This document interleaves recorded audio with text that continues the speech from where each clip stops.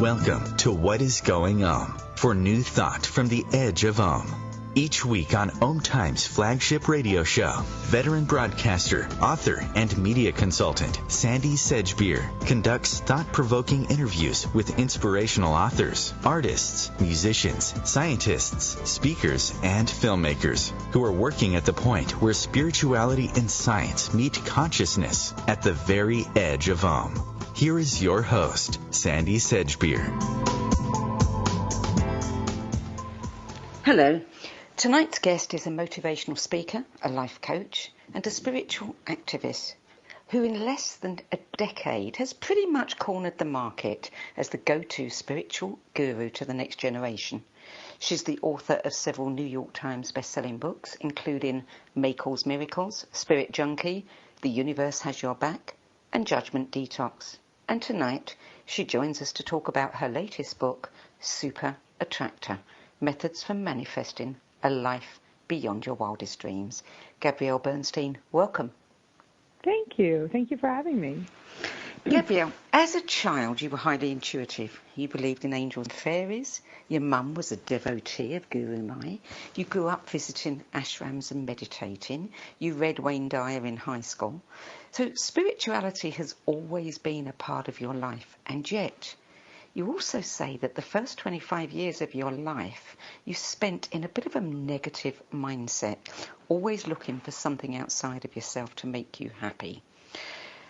What happened during that period of your life to get you to the point where you battled with addictions to alcohol, drugs, food, and relationships? Well, I actually didn't realize what it was that was the driving force behind that addictive behavior until later in my life. So in my early 20s, I was definitely looking to anesthetize some unsolved or unresolved discomfort. And I was using drugs and alcohol to numb out. And to do that, I got sober when I was 25 because I had a strong spiritual foundation and I knew that there was more for me. And at that point, I became a spiritual teacher, and I started writing books and leading talks, and I've been doing that now for the last 14 years. But it was only in 2016 when I realized what the driving force behind my addiction and panic and anxiety and behavior, in some cases it turned into workaholism or, chronic anxiety. That was all based on a memory that I recalled when I was 36 years old in 2016, and it was a memory of a childhood trauma. And the recognition of that was my great understanding for all the ways that I had been living prior to that remembrance. Do you think that the paradoxical behavior, knowing that you had that spiritual foundation, knowing that what you were doing actually wasn't good for you and probably wasn't even what you really wanted to do you think that that was driven by that unconscious knowledge? Yes, absolutely. I think that when you dissociate from a trauma and you have an unconscious belief system that's living there, you can feel very fight or flight, very traumatized, but not know why. And that you'll look for a lot of different reasons to numb out and to anesthetize that pain because you don't want to feel it, but you don't know why it's even there. So it's a very confusing time for people. Yeah, absolutely. So you had this kind of epiphany at the age of 25 and you understood that you didn't want to live like this anymore.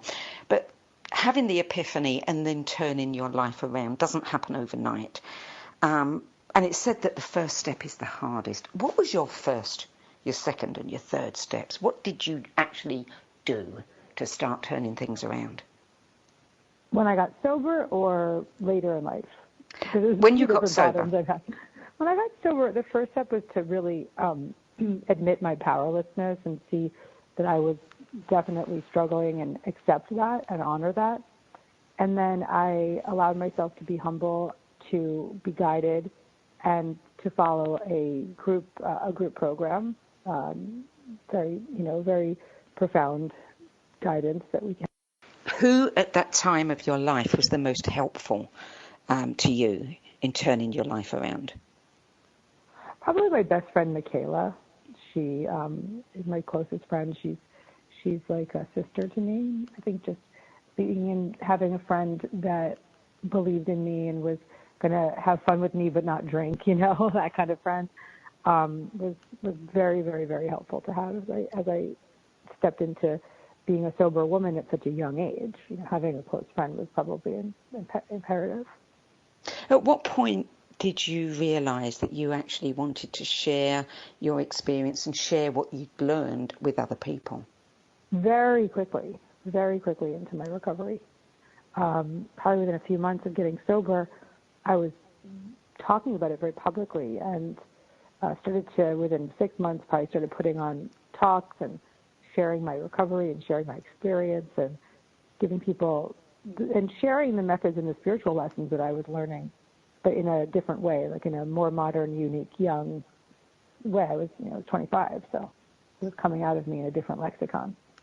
And how did your friends, at that age, it's an interesting age, 25, how did they respond? Did they think you were evangelizing? No. The friends that I made and the people that came to my talks, they believed in what I was saying because I believed in it. In the very first chapter of your new book, Super Attractor, you tell a story about a coach who told you that she feels like a fraud because she has a lot of fear and she still obsesses about the small stuff, etc.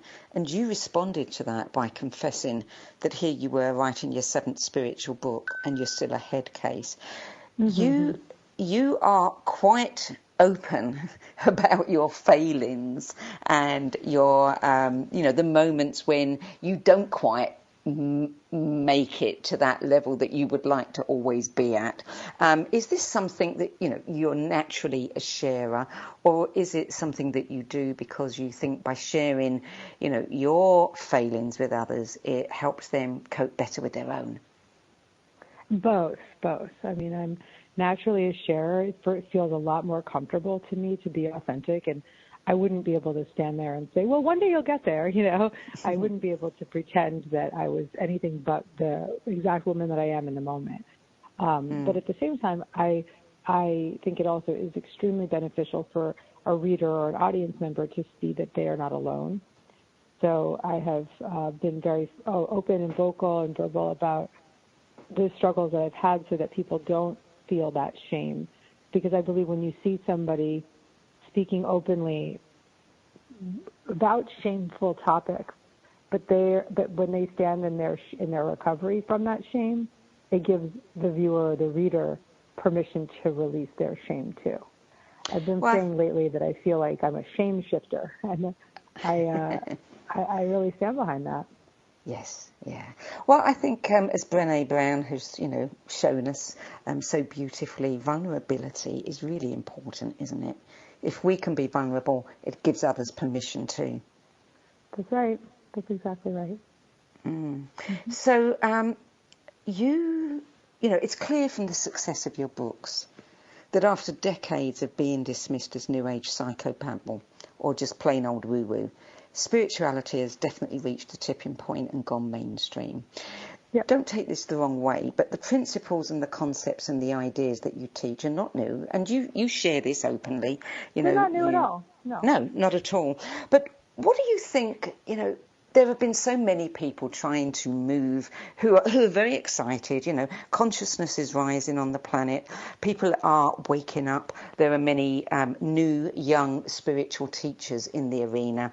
And I should think there's been a lot of people who have had their eye on the vacated crowns of Louise Hay and Wayne Dyer. What do you think it is about your work, your approach, that people resonate with so much? I know that it's because I've been forthcoming, authentic, vulnerable, and I have only taught from the place that I am.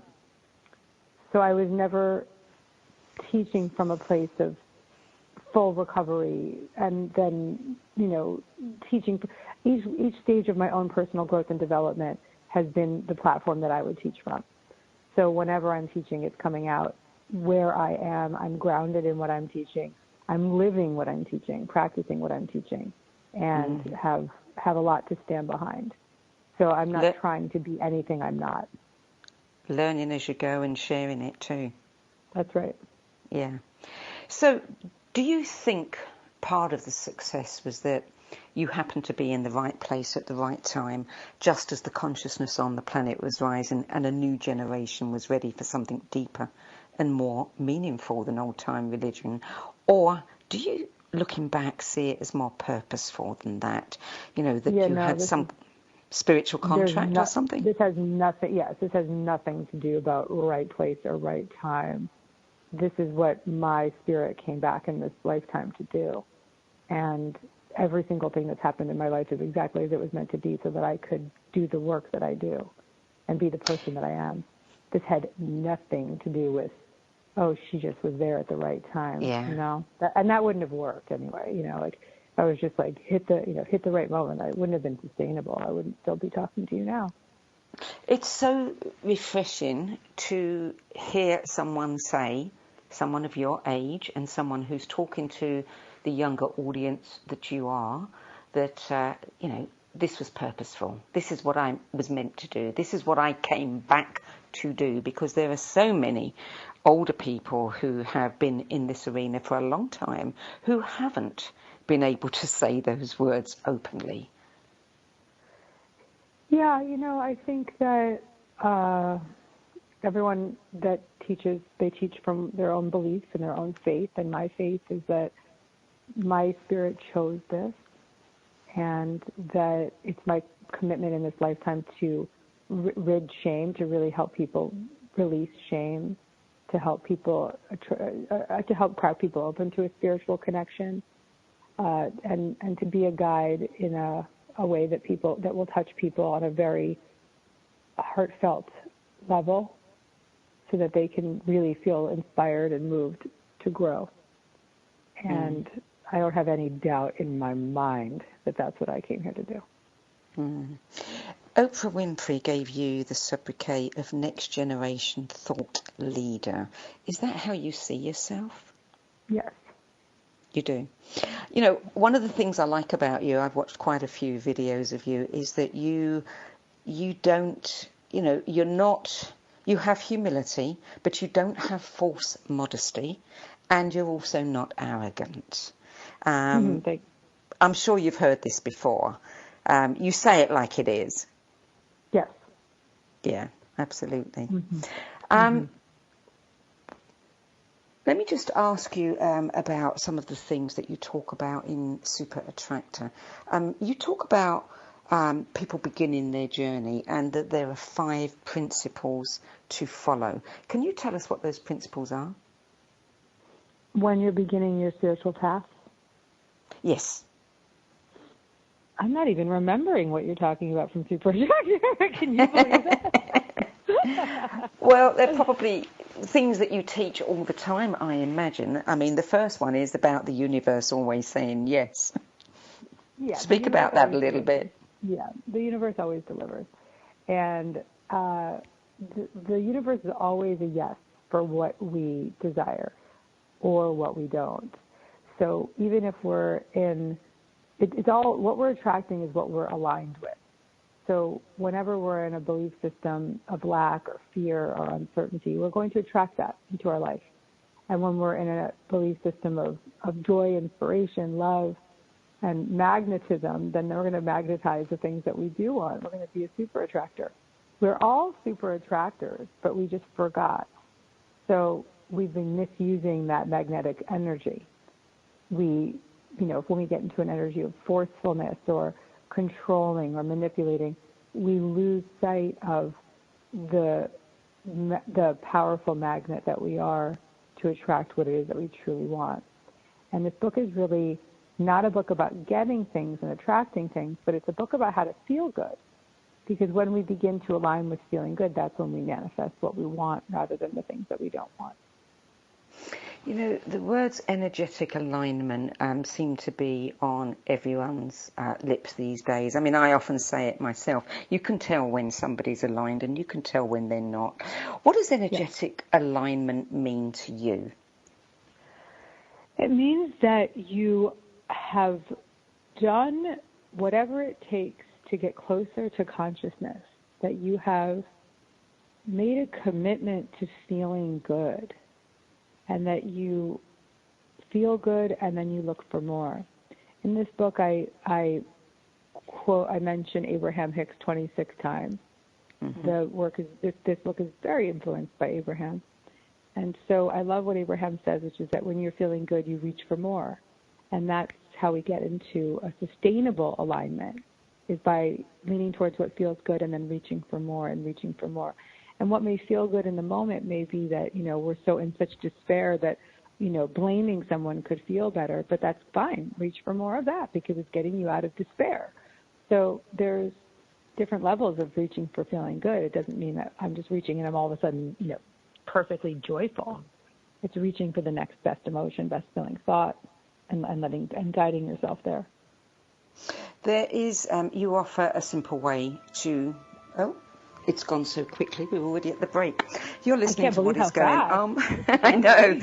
I'm Sandie Sedgbeer, and I'm speaking with Gabrielle Bernstein about her latest book, Super Attractor. We'll be back with more from Gabby after the break.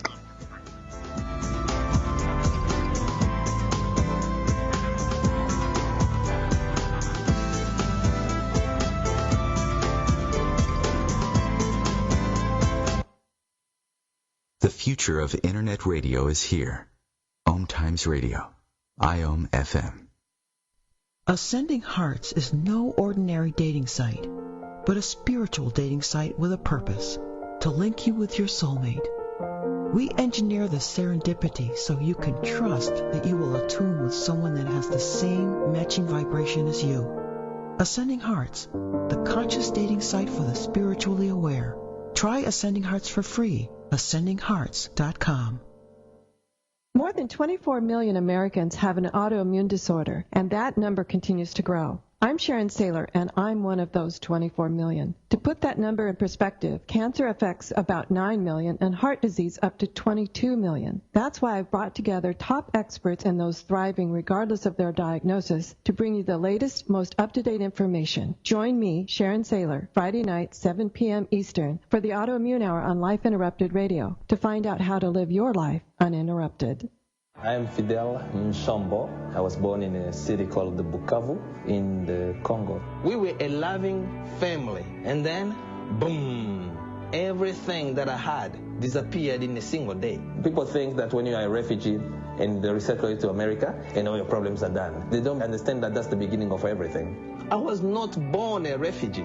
I was made one. It's time we welcome refugee families with open arms. Learn more at embracerefugees.org, brought to you by the Ad Council. Welcome back. Gabby Bernstein, before the break, we were talking about the 5 principles to help people begin their journey. And the first one was the universe always says yes. You offer in your book a way that people can check the energy behind their request. What is that? So when we have a desire that's backed with the belief that, when I get that, I'm going to be happy, or when I get that, I'll feel good enough, or I need that to feel good enough, that's a sure sign that your desire is not backed with spiritual alignment. When we set an intention and a desire that's backed with love and service and inspiration and joy, then we can be sure that it is backed with spiritual alignment. So it's about really connecting yourself with what is it that I'm feeling behind my desire. And if it's not backed with spirit, with joy, with love, with inspiration, then do what you got to do to reframe it, reprogram it, or maybe release it for a little while until you get cleaner in that area. Because if we're just searching and longing and pushing and controlling, we will be like a fish out of water flailing. Ever since The Secret, and probably long before that, people have been talking about asking the universe for what they want. It's almost become a cliche in a way, and right. I can understand that people get very skeptical about it, or they kind of do it as a gimme, gimme, gimme kind of approach. But they don't really believe it. How would you encourage someone to get to that place where they can ask for what they want and believe that they can have it? Well, I think that there's two things here. One thing is that I started to receive more and more of what I want once I stopped asking the universe to give me things and started asking the universe to show me what I needed to do and to show me what was meant for me. So I think that faith comes when you recognize that the secret to prayer is to forget what you think you need and to allow what is of the highest good to be revealed to you. When we pray for, this or whatever is of the highest good, that's how we can really release it. Because sometimes our plans are not nearly as good as the plan that the universe or God has for us, right? And so we have to do our part to have the freedom to have a desire. And, it's fine to have a great desire, but let it go and trust that it's this or something better. Your second principle to help people get going is, and you just discussed this a little bit, it's good to feel good. But you also say that most of us resist feeling good. Why do you think that is? We resist feeling good because we've become so accustomed to feeling bad. And I think that we, in many ways, choose fear and discomfort as a way of a false form of protection, a way of protecting ourselves from not getting what we want, from disappointment, from being vulnerable, from trusting and having faith in the universe. And so we don't give ourselves permission to really let go and feel good because we don't believe we're worthy of it. It's the biggest thing is that there's a feeling of unworthiness. And so when we begin a spiritual practice, we start to have a relationship beyond our physical sight, and we start to see the synchronicities and the support that's around us. And that is one big way to begin to establish a sense of worthiness, when you can see how supported you really are. It's interesting that we default to negative. People always remember the negative experiences in life more than the positive ones. They seem to put more stock into them and credit them for shaping, the way they are. And isn't it sad that, we default to feeling bad because we feel comfortable? It is sad, and it's what this book was sort of trying to defy, right? This book was saying, no, you think that you need that thing to be happy, but you actually need to be happy to have all those things in your life. And so this is the book on just, really claiming and unapologetically claiming your desire to be happy and free, and trusting that the universe will get you there in weird ways. I've been on such a devotional path of committing to feeling happy and free. And right now in my life, I've never felt better than I do in this moment right now. I've never felt more free, more happy, more peaceful, at ease. But it was a really, the universe had a big plan to get me there. 5 months ago, I was diagnosed with postpartum anxiety and depression, and I was suicidal. And so that rock bottom of mental illness was the catalyst for some of the greatest freedom I've ever experienced, and that's where I am now. So, it's just interesting how we get there. I'm glad you brought that up. I was going to bring it up later in the show because you've been quite public about your fertility struggle. It took you 3 years to get pregnant. You so wanted this baby, and you so, understood, despite all the disappointment and the frustration, and I'm sure the sadness, you understood that the universe had its own timing. And then you get what you want, and you're hit with postpartum depression. That must have come as a big shock and a big disappointment. At a time like that, when the body chemistry is off, there's all kinds of things going on. It is really hard to find feeling good. What, when your tools don't work, how do you get out of that?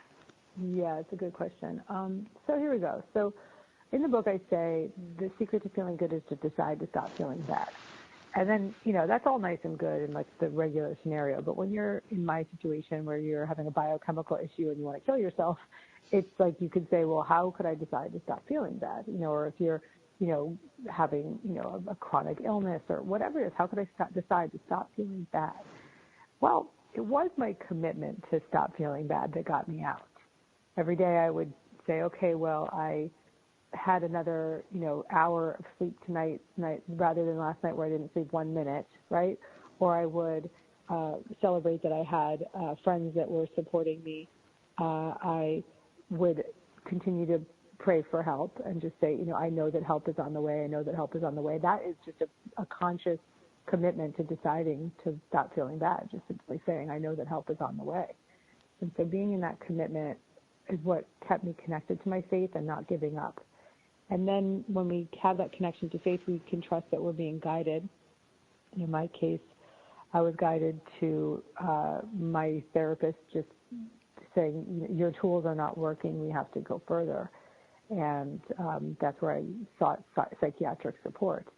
And, there's something that we have to understand that we can't, it's when we surrender and we trust in God that we will be guided to what we need to heal. We can't be the director of our healing path. And the psychiatric support that I received allowed me to feel safe enough to do really deep healing, trauma work, recovery work. And that's what's been giving me the freedom that I have right now. So, I could see it was perfect. More importantly, I can see how perfect that postpartum experience was, because now I can speak extremely authentically and vulnerably about mental illness, and I will no longer be contributing to the stigma. Yes, and let's face it, we need more people speaking openly about it. It is just such a huge, huge epidemic of mental illness. Epidemic, yeah. Absolutely. It's clear that humanity is going through a huge paradigm shift right now. We're watching all the old structures crumble around us. We're seeing that the emperors we were taught to worship, the politicians and presidents and world leaders and financial institutions and the pillars of society have no clothes on. Organised religion's in decline. Politicians are arguing and fighting like children in a playground. Corruption and greed are rampant, and it's stoking everyone's fears. What advice would you offer to those who are perceiving nothing but darkness right now? Oh, I would want them to read Super Attractor so that they could start to find, or any spiritual book, so that they could start to find light in the midst of that darkness. Because if we just get succumbed by the darkness, then we are contributing to the problem.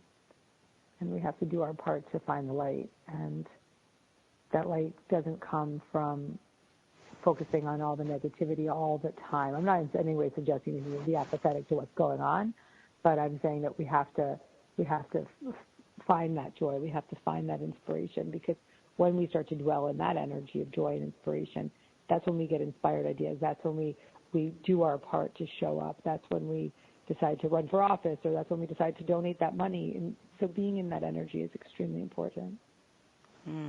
One of your principles is about putting out what you want to receive. You say that we clarify our desires through the power of intention, and being a super attractor isn't about trying to control every thought that passes through our mind or living in some utopia without challenges. It's about raising our vibration so we can co-create with the universe. How do you raise your vibration? I raise my vibration every day through transcendental meditation, through baths. I take baths to raise my vibration, through exercise, through conscious contact with my higher power, through the time I spend with my son, cooking for my son, playing with my son. I raise my vibration through my commitment to others. Especially when I'm speaking, I feel most connected to God. That's a big way I raise my vibration. Saying nice things to people, making people feel good, raises my vibration. Lots of ways. How has having your son changed you? He has given me a deeper level of compassion and connection to others. Because, I don't know, something about becoming a mother and going through the dark times with the postpartum has given me this, not like an unhealthy attachment to people's pain, but a greater awareness of the pain. And, before I would hold a very strong boundary because I couldn't get up and write these books or talk and take on everyone's pain. I wouldn't have survived, right? but I now feel more connected to them. I think it's possibly being a mother and the maternal energy, and also potentially that it's there because I went through so much, and I'm now on the other side of it, and I can really have a deep level of compassion for that kind of pain. Children are wonderful for bringing us all the way back to what's really important, aren't they? Oh, yeah. Yeah. I remember when I had my first grandchild, holding him, he was about 5 months, and standing at the window and just watching the way that he would look at the trees moving with great wonder. And the next day, we'd stand at the window and he would look at them again with exactly the same degree of wonder that he had the day before. So amazing. So amazing. Yeah. It's just incredible the way having children in our lives do bring us back to what is fundamentally real and what is important, and to appreciation. That's right. I agree with you completely. Yes. Yeah.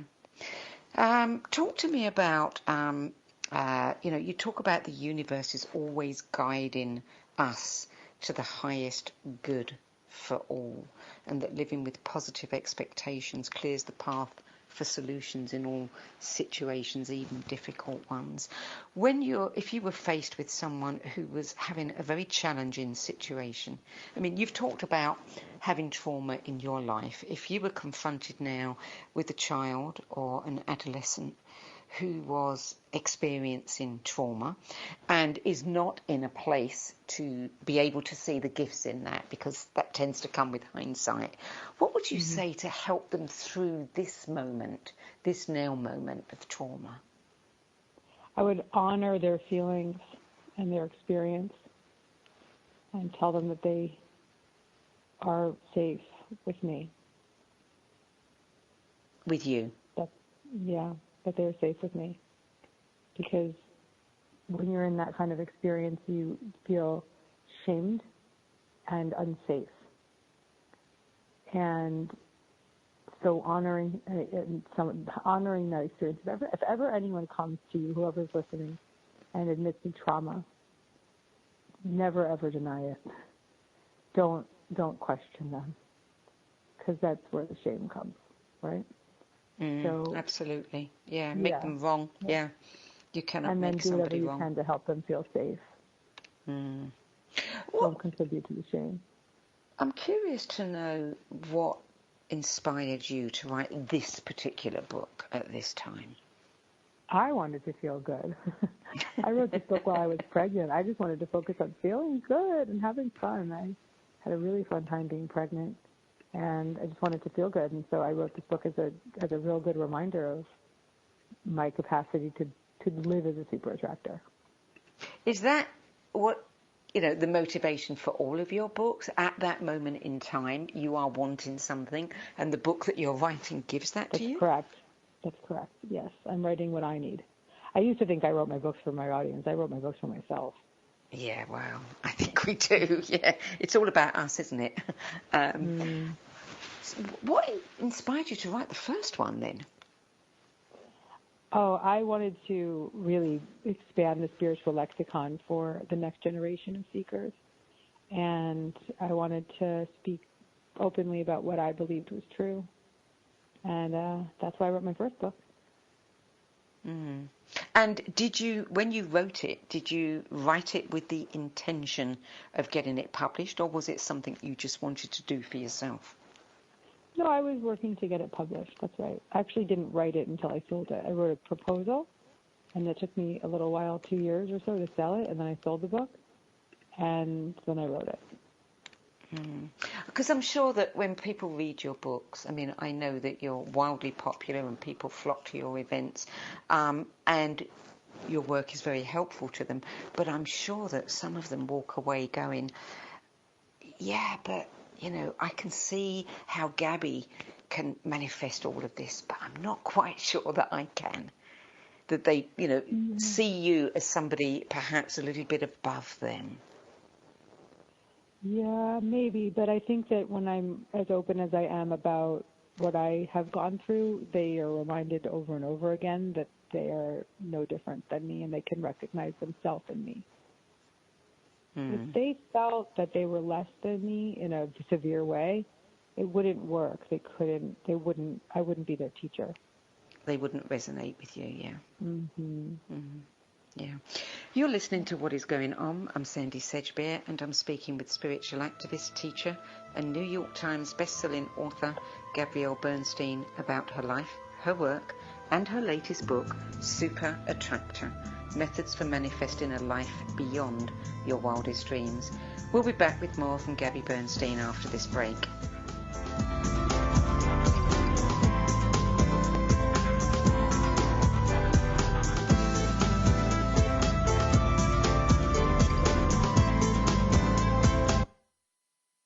The cutting edge of conscious radio, OMTimes Radio, IOM FM.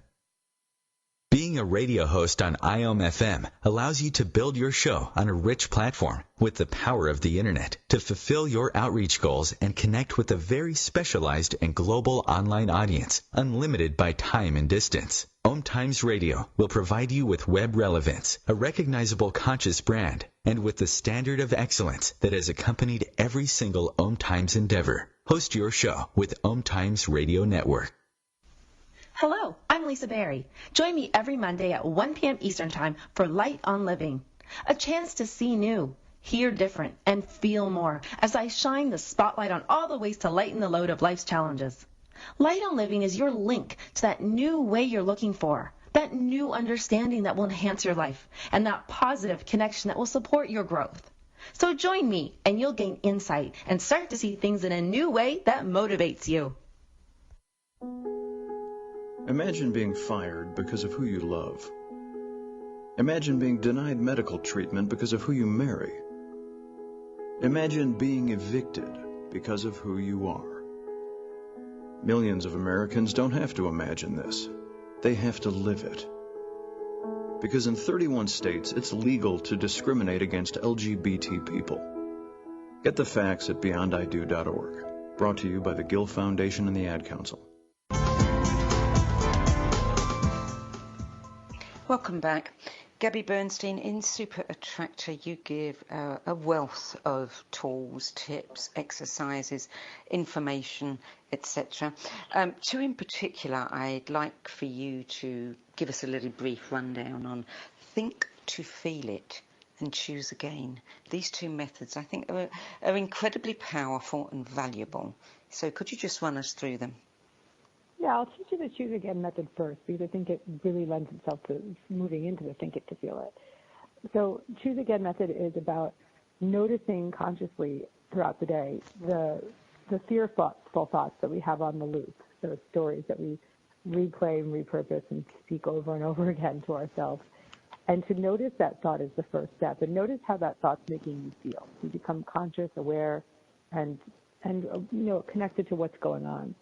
Then the second step is to forgive yourself for having the thought. Because when you forgive yourself for having the thought, you're dissolving the thought, you're taking away its power, and you're disassociating yourself from that thought. So you're no longer thinking that is who I am, but instead you're recognizing that that's just a story that you've had on repeat. And then the third step is to choose again, and this is about reaching for the next best feeling thought. And the Choose Again part is very Abraham Hicks. It's looking for that next best feeling thought and reaching for it, and then going for the next one. But making sure that whatever that next best feeling thought is a thought that you believe in. You have to make sure that you believe in it. And then there is the Think It to Feel It. When we start to get ourselves into the thought system that is more positive and it's a thought system that we do believe in, we can meditate on that thought. We can repeat that thought as an affirmation. We can allow that thought to take over our energy field and get us into an energy that feels connected to it. And that feeling is what attracts. Often people think that they put the vision boards or say the affirmations and that's enough, but it's really about feeling a shift, feeling the feeling of that energy. And when we feel that energy, everything begins to speed up in our life and we become super attractive. There are so many people waking up right now, and a lot of them are turning to your work and discovering who they are through what you're sharing with them. What are you learning from these young people?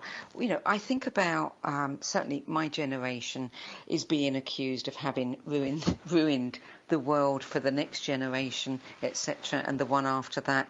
And I think by and large we are out of touch with what the next generation are really looking for. What do you think that they want? What do you think that we can do to support them in getting what they want? I think that this newer generation wants to have an impact and wants to make an impact. I think the way we can support them is to not put down their ideas, to honor their commitment, encourage them to work hard for sure, but teach them spiritually aligned action, which is what I teach in my book. That when we take an action from a place of connection, inspiration, spiritual connection, faith, love, service, then that action is taken from a place of spiritual alignment, and that will have a much bigger impact rather than ego alignment, which would probably fail.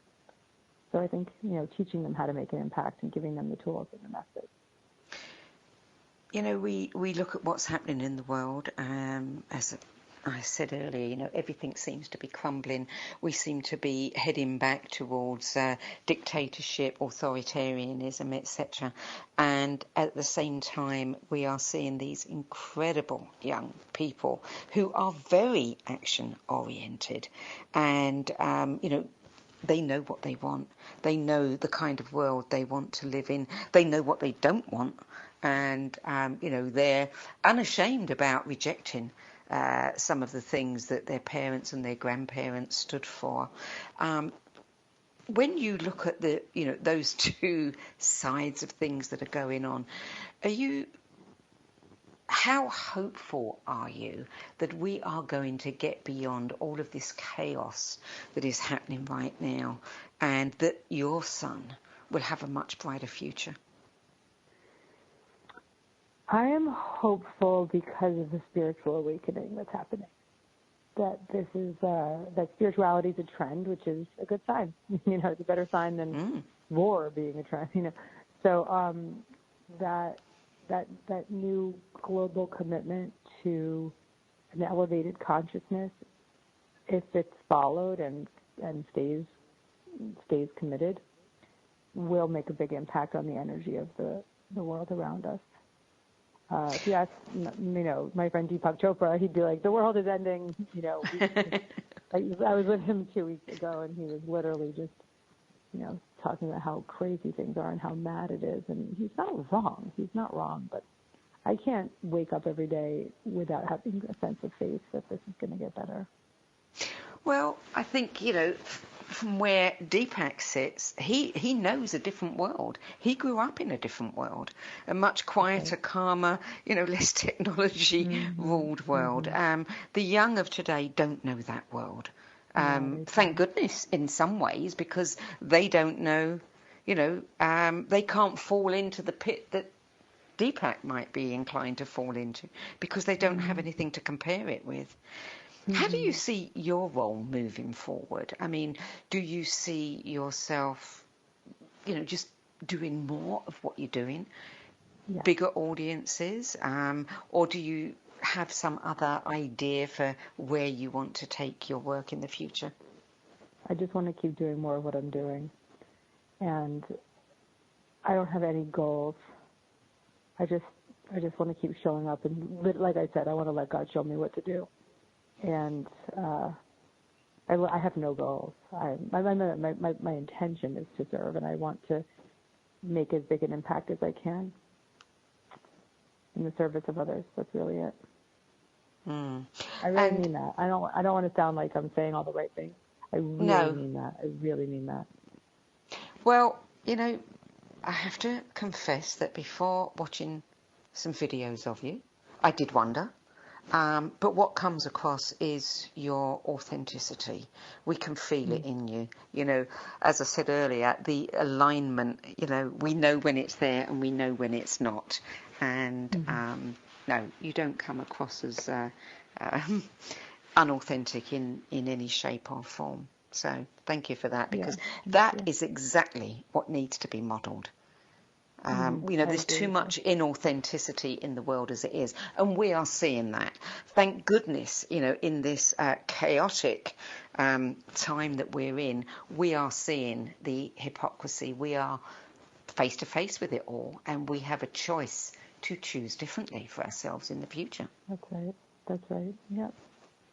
Yeah. I want to move on before we've only got probably about another 7 minutes. But before we get to the end, I want to talk about some of the things that you offer to people. I mean, you're one person. You can write books. You can record meditations. You can record your books. You can present events, but you cannot be everywhere at once. And one of the things that you are doing so that people can have as much of you as they want is your Miracle membership. Tell us about that. The Miracle membership is awesome. It's a way for me to be someone's life coach in their inbox, right? So I can't, obviously, I haven't coached individually in 13 years. So I can't, but it's a way for me to give the lessons and the methods that I'm living by in someone's community. So it's a community for people who are looking to have guidance and stay committed to their spiritual path. And every month they get a new podcast kind of talk with me. They get a meditation, brand new meditation. They get an archived greatest hits, so like a 40-minute talk that I've given in the past. And they get a lot of trainings and support and community, and a lot of additional bonuses and guidance throughout. So it is my way of giving a larger community the resources that I'd like to be able to give somebody on an individual level, and this way I can meet people in the comfort of their own home. Many businesses, people start their businesses because they have a great idea or they're passionate about something. And when a business is successful, and your business is very successful, it can get to a point where the business is doing you more than you're doing it in a way. And the fun goes out of it because you're having to run a business, and the business is big and it takes up more time and attention. How do you cope in your business with not allowing that to happen to you? I did let that happen to me for many years, but today I do not. That's not even close to my reality today. Today I have let go of the rope, and I've hired a lot of people. My husband is the CEO of my business, so he runs our business with me, but he probably does a lot more than I do today for the business than I ever did. 2 years ago, I stood in front of my fireplace and I was like, I am done. All I want to do is speak and write, and I'm happy to tell you that is where I'm at right now. I'm weighing in, but I have a team that's running it for me, for us as a team. We're all in the same devotion of the same commitment. My team believes in this work just as much as I do. They feel that they're contributing to the world as much as I am, and that they're in the pursuit of something great, and I'm very blessed. But, that wouldn't have happened. Plenty of people can have all the resources to hire a team, but they still don't let go. You have to let go. Yeah. So I'm proud, very proud, but I've let go. How do you find it? I mean, working, living and loving with your husband, does it hinder or help your relationship? Helps. When we started working together 6 years ago, it was the best thing we ever did. The best thing we ever did. Yeah. It's really? been very, very awesome. Yeah, it gave us a greater sense of purpose and commitment to the world together, and a great connection. Also, what we do and what we bring to our business is so completely different than we couldn't do it without each other, So we both have a incredible respect for one another. Do you think that it's more successful for you two than it is for some other couples who are in business together because of the nature of the business that you're in, that you are constantly being reminded of the principles that you're teaching? I've seen people in my field work with their partners, and it's not good. So, I think it's about who we are. And and that we practice what we preach. Mm. What is, of all the things that you do, what is the one thing that gives you the most pleasure?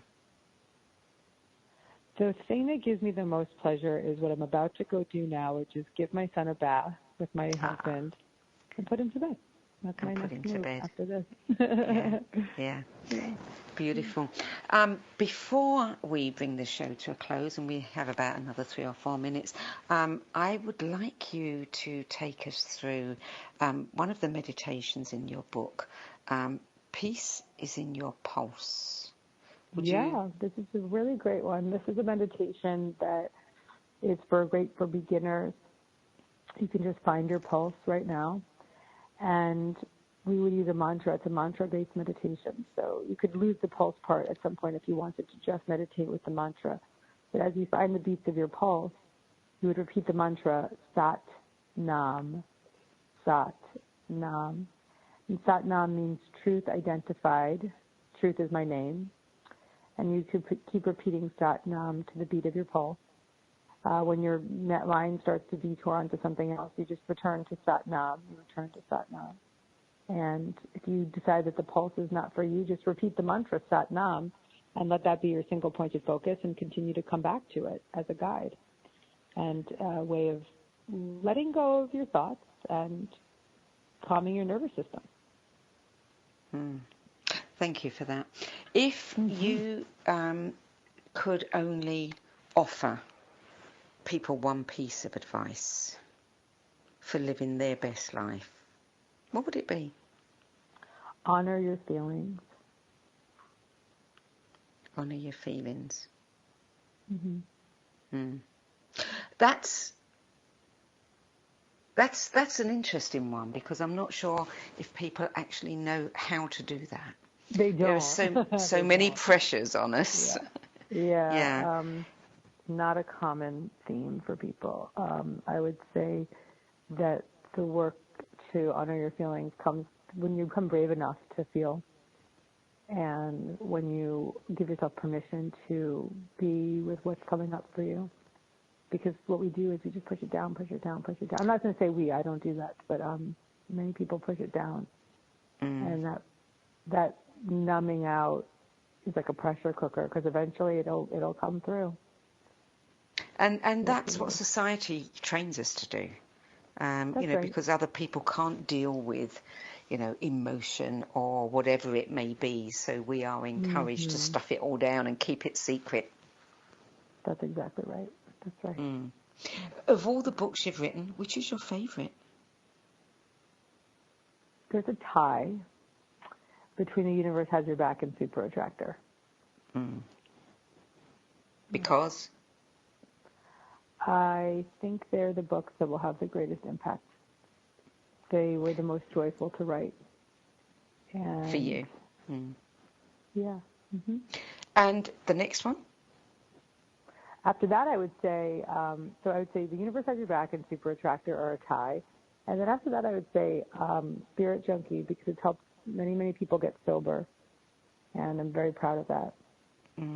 But I'm glad you said that, but when I said the next one, what I actually meant is, what is your next book? What's my next book? Yeah. I'm working on a book with Audible, and it's an Audible original. I'm not sure if I would even call it a book. It's like a story, exercises, music experience with Audible. The working title is A Way Through Every Block. And it's taking the 5 sutras for the Aquarian age. Yogi Bhajan, the Kundalini teacher, left us with these 5 sutras, and I'm interpreting those 5 sutras for the modern seeker. And it's beautiful. We shall look forward to that. Gabrielle Bernstein, go and enjoy your son.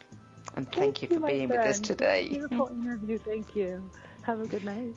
You too. Bye-bye. Super Attractor, Methods for Manifesting a Life Beyond Your Wildest Dreams is published by Hay House. For more information about Gabby Bernstein's books, work, events and programs, visit gabbybernstein.com. I'm Sandie Sedgbeer. Thanks for joining me today, and I look forward to being with you at the same time next week. Till then, it's goodbye from me.